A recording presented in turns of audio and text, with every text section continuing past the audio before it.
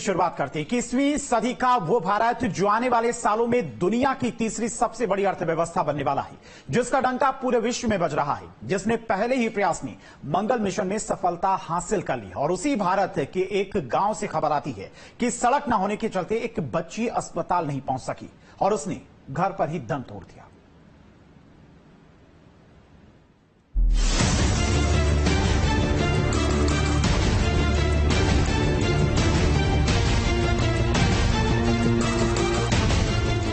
इक्कीसवीं सदी का वो दौर जब दुनिया इस होड़ में लगी है कि कौन पहले चांद पर जीवन तलाशेगा, कौन पहले मंगल पर घर बसाएगा और वो कौन होगा जो सबसे पहले ब्रह्मांड की गुत्थी सुलझाएगा।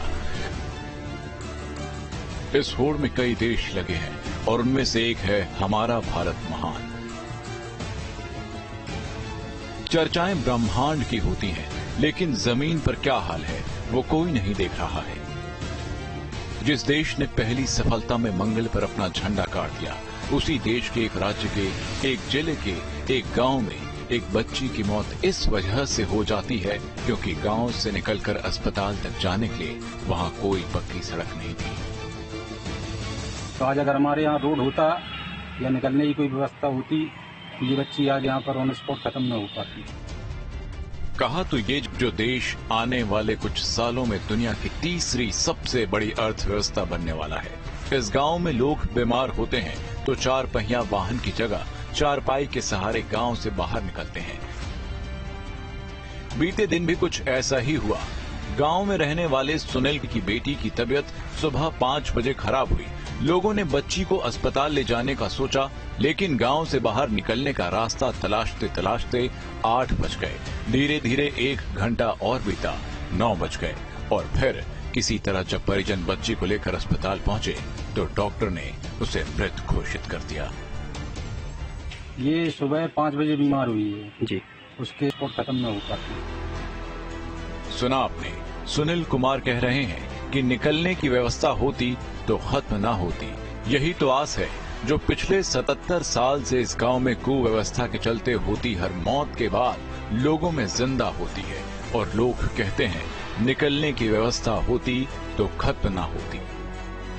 तो आज अगर हमारे यहाँ रोड होता या निकलने की कोई व्यवस्था होती, ये बच्ची आज यहाँ पर ऑन स्पॉट खत्म न हो पाती। जालौन में दिल को झकझोर देने वाली तस्वीर सामने आई है, जहां एक व्यक्ति ने आरोप लगाते हुए बताया कि गांव की सड़क खराब होने के कारण उसकी लड़की ने तड़प तड़प कर दम तोड़ दिया है।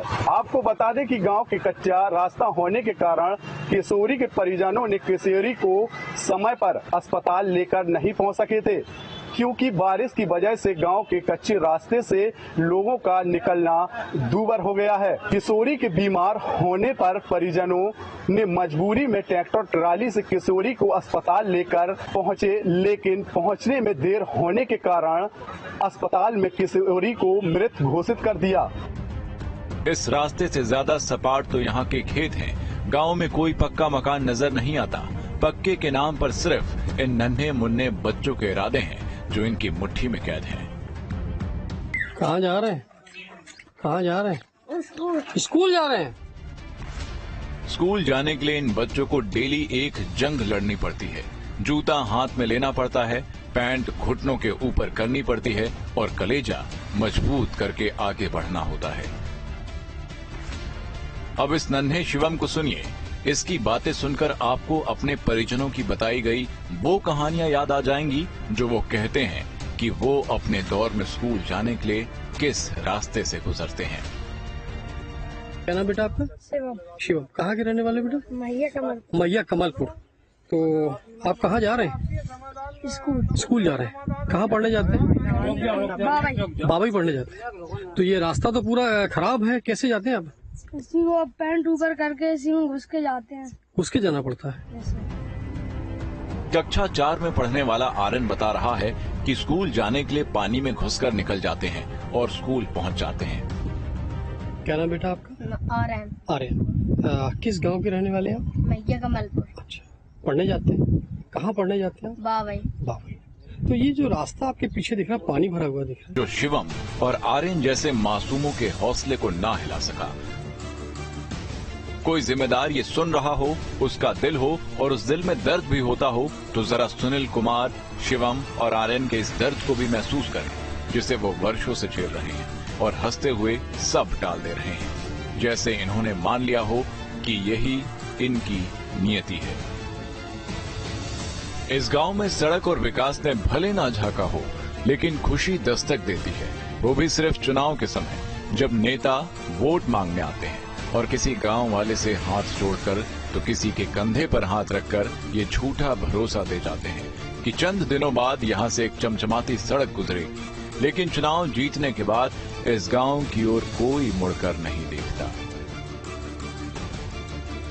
और उससे भी बड़ी बात तो ये है कि ये गांव मेन रोड से सिर्फ 1 किलोमीटर की दूरी पर है, लेकिन इस गांव से निकलने के लिए लोगों को पगडंडी का सहारा लेना पड़ता है। बरसात के दिनों में तो हाल बेहाल हो जाता है। इस रास्ते पर वाहन तो दूर, पैदल निकलना भी दुश्वार हो जाता है, लेकिन शिवम और आर्यन जैसे बच्चों को मजबूरी में पैंट घुटनों तक उठाकर इस रास्ते पर चलना पड़ता है, और सुनील कुमार जैसे लोगों के परिवार के सदस्य रास्ते के अभाव से दम तोड़ देते हैं। Team news state.